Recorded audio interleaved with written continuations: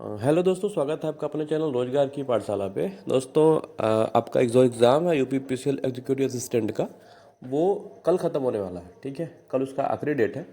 और जितने भी बच्चों ने एग्ज़ाम दिया है उनको भविष्य के लिए बेस्ट ऑफ लक है। बट अभी सबके दिमाग में यही चल रहा है कि इसका कट ऑफ क्या जा रहा है। तो देखो, जितने भी लोग हैं ना एग्ज़ाम देकर के आए हैं, उनसे थोड़ी बहुत चर्चा हुई है और थोड़ा सा इस पर देखा गया है कि हाँ, पेपर का लेवल कैसा है। तो आपको ही पता होगा कि 5 सेक्शन का पेपर होना है। ठीक है, कंप्यूटर है। तो कंप्यूटर में काफ़ी बच्चे जो है ना फंसते नज़र आए हैं। ठीक है, तो कंप्यूटर का जो क्वेश्चन है वो कहीं ना कहीं भले ही 20 मार्क्स लाना था 50 में, लेकिन काफ़ी लोगों को जो है ना वो श्योरिटी नहीं है कि वो कंप्यूटर में पास कर जाएंगे कि नहीं कर जाएंगे। ठीक है, तो अभी थोड़ा सा मतलब यूँ कह सकते हैं कि कंप्यूटर का जो अगर क्वालिफाई कोई कर ले जाता है, मतलब कंप्यूटर में अगर ज़्यादा बच्चे क्वालिफाई कर ले जाते हैं तो कट ऑफ थोड़ा सा ज़्यादा हो सकता है। लेकिन लग नहीं रहा है कि जो कंप्यूटर का क्वेश्चन है जिसके हिसाब से मतलब जो बच्चे एग्ज़ाम दे करके आए हैं वो ज़्यादा स्कोर कर पाएंगे। ठीक है, तो देखा जाए तो क्या क्या मतलब बच्चों का अटेम्प्ट रहा है और कितने बच्चे मैंने इस पर सर्वे किया है, तो थोड़ा सा बताएंगे आपको। हो सकता है कि आपको अच्छा लगे, देखिएगा। और जो भी आपका होगा, आपका स्कोर होगा, वो कमेंट मार्क्स में ज़रूर कमेंट करिएगा। ठीक है, तो जो कंप्यूटर को अगर छोड़ दिया जाए, एक तरीके से अगर छोड़ दिया जाए, तो बाकी जो सेक्शन है हिंदी, सबसे पहले हिंदी के बारे में बात करेंगे। तो हिंदी का जो पेपर है वो 55 मार्क्स का है, आपको पता है। और हिंदी का जो पेपर है जिस लिहाज से पेपर होना चाहिए था वो नहीं हो पाया। मतलब जैसे इसके पहले यूपीपीसीएल ने एग्ज़ाम लिया था बाकी हिंदी के पेपर्स का, वो नहीं ले पाया, उस तरीके का क्वेश्चन नहीं आ पाया। तो देखा जाए तो हर बच्चे ने 40+ क्वेश्चन जो है वो हिंदी में अटेम्प्ट ही किया है। आप ये समझ लो कि सही किया है। यहाँ तक अब उनकी बात हम कर रहे हैं जो मेरिट में आने वाले हैं, अब उनकी बात हम नहीं कर रहे हैं जो मतलब ऐसे एग्जाम दे रहे हैं। ठीक है, तो 40+ वाले जो बच्चे हैं वो ज़्यादा से ज़्यादा मिल रहे हैं। तो यूँ समझ लीजिए कि 42 से 43 नंबर जो है ना वो हिंदी में बेस्ट स्कोर माना जा सकता है। ठीक है, 42-43 जो होगा हिंदी का वो बेस्ट स्कोर माना जा सकता है ना। अब दूसरा जो मतलब सब्जेक्ट है वो है इंग्लिश। तो इंग्लिश भी अब उन लोगों के लिए इंग्लिश, जिनका इंग्लिश बैकग्राउंड रहा है उनके लिए इंग्लिश काफ़ी आसान रही है। ठीक है, लेकिन जिनका इंग्लिश बैकग्राउंड नहीं रहा है उनके लिए भी कोई बहुत ज़्यादा टफ वाली बात नहीं रही है इंग्लिश में। ठीक है, क्योंकि इंग्लिश का जो लेवल है वो कुछ बहुत ज़्यादा अप नहीं किया गया है। ठीक है, तो अगर हम माने इंग्लिश का जो गुड स्कोर कितना होगा, तो मुझे जो लगता है, चाहे मैंने जो अभी तक सर्वे किया है, जितने लोगों से मेरी वार्तालाप हुई है, वो यही बता रहे हैं कि 35+ वाले जो होंगे, यानी कि आप ये सोच सकते हो कि जो 35+ वाले जो लोग हैं, यानी कि जिनका 36, 37, 38, 40 है, वो अच्छा स्कोर माना जा सकता है। यानी कि 35+ जो है स्कोर है वो अच्छा स्कोर माना जा सकता है, या फिर यूँ समझ लो कि वो स्कोर एक फाइटिंग स्कोर माना जा सकता है। ठीक है, अब तीसरा जो सब्जेक्ट है वो आ रहा है जीएस पे। देखिए, जीएस जो होता है ना वो किसी किसी की बहुत अच्छी है, किसी किसी की उस लेवल तक नहीं है ना। तो जिनकी बहुत अच्छी है वो 20 तक करके आ गए हैं, और जिनकी अच्छी नहीं है वो 12-13 क्वेश्चन, 14 क्वेश्चन इतना के आसपास रहे हैं। ठीक है, तो ये हो गया जीएस में। तो जीएस में अगर देखा जाए ना, एवरेज स्कोर देखा जाए तो 15 के आसपास आ रहा है। ठीक है, तो जिनका 15+ है वो जीएस में अपने आप को मतलब ये समझ सकते हैं कि हाँ, गुड स्कोर हो सकता है। ठीक है, अब रही बात सबसे जो मतलब बड़ा फैक्ट है ना, वो है रीजनिंग। अभी जो रीजनिंग का जो फैक्ट है वो बड़ा फैक्ट है ना। तो रीजनिंग क्योंकि 45 मार्क्स का है और सबको लगता था कि रीजनिंग जो होगा ना वो स्कोरिंग होगा, लेकिन हुआ क्या कि सारे पेपर्स में जितने भी पेपर हुए हैं उसमें रीजनिंग का जो लेवल हुआ है थोड़ा सा अप कर गया है ना, थोड़ा सा लेंदी हो गया है।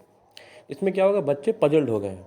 ठीक है, अब बच्चों के पजल होने से क्या हो गया है कि उनका जो सारा का सारा मतलब वो है जिस जो 45 करने वाले थे, 45 नहीं करके कम करके आए हैं। ठीक है, अब वो कितना कम करके आए हैं, अब ये देखा जाए तो लगभग जितने से मैंने से पूछा वो 33, कोई 32, कोई 34, कोई 35, मतलब 35 के आसपास जो क्वेश्चंस हैं।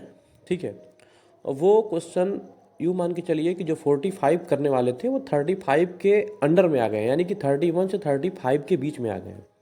ठीक है, तो यूँ कह सकते हैं कि जिनका 32 या 33 नंबर, 34 नंबर जिनका आ रहा है, ठीक है, वो अपने आप को अच्छा स्कोर में शामिल कर सकते हैं। ठीक है, तो जहाँ तक मेरा सर्वे है, जहाँ तक मैंने अपने लोगों से बात करी है, वो यही बता रहे हैं कि 45 मार्क्स जो होगा वो हिंदी का होगा। ठीक है, बेस्ट माना जा सकता है। जो सेकंड होगा वो होगा क्या कहते हैं 15 नंबर जो होगा वो कंप्यूटर जीएस का है, तो आपका हो गया 60 मार्क्स, ठीक है। तीसरा जो है आपका मतलब 35 मतलब प्लस, यानी कि 35 ही अगर हम मान लेते हैं तो 85 हो गया, तो 35 मान लेते हैं हम इंग्लिश में, तो हो गया आपका 85। और 30 प्लस यानी कि यूँ समझ लीजिए कि 30 प्लस यानी कि 32 या 33 नंबर आप मान सकते हैं, 33 नंबर आप मान सकते हैं किसमें, रीजनिंग में, ठीक है। तो जब 33 नंबर रीजनिंग में आप मानते हो तो आपका जो स्कोर हो जाता है वो हो जाता है क्या कहते हैं 85 और 30 115 और 30 118, यानी कि यूँ समझ लीजिए कि जो 120 के आसपास हैं, ठीक है, जो 120 के आसपास हैं वो अपने आप को बिल्कुल सेफ महसूस कर सकते हैं, ठीक है। क्योंकि 125 वाले जो है ना, 120 वाले जो लोग हैं ना, वो टाइपिंग देंगे। और आपको पता होगा ना, बहुत सारे बच्चे ऐसे हैं जो कंप्यूटर में फेल होने वाले हैं, ठीक है। तो जिनका भी 115 के ऊपर या फिर 125 120 है, वो एकदम लगातार लग जाएं, बिल्कुल टाइपिंग पे लगातार लग जाएं। अब इसका एक वीडियो अगर कल जो एग्ज़ाम ख़त्म हो जाएगा तो मैं कोशिश करूँगा कि जो इसका मतलब एक वीडियो डालने की, जिसमें पूरा एक कट ऑफ होगी, मतलब 22 उसमें सारे सब्जेक्ट का अलग अलग करके रखा रहेगा, ठीक है।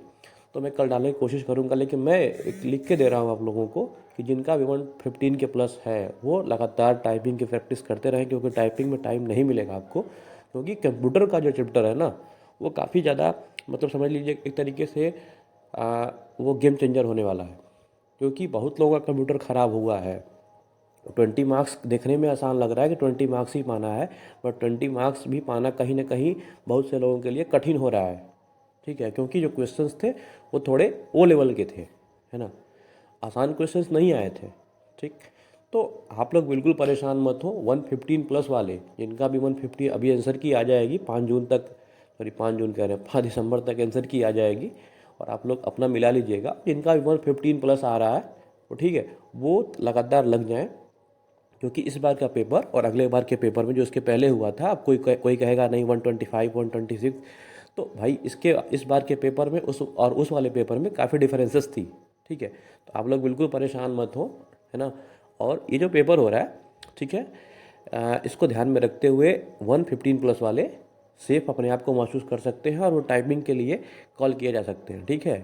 तो लगातार आप लोग टाइपिंग करते रहें। कल इस पर एक एक्सप्लेनेशन वाली वीडियो कल मैं डालूंगा। उम्मीद करता हूँ कि आप लोग कहीं ना कहीं थोड़ा वो सेटिस्फाई हो जाओगे, और कहीं ना कहीं आपका जो मनोबल होगा वो थोड़ा सा बढ़ेगा। तो कल का आप लोग वेट करिए, कल मैं पूरा इसमें मतलब डीपली एक तरीके का मैं वीडियो बना करके पोस्ट कर दूंगा, और उम्मीद करता हूँ कि आप लोगों को पसंद आएगा, और आप लोग लगातार जुड़े रहें और अपना ख्याल रखें। तब तक मिलते हैं किसी अगले वीडियो में और अगले अपडेट के साथ। तब तक के लिए शुभ रात्रि, धन्यवाद।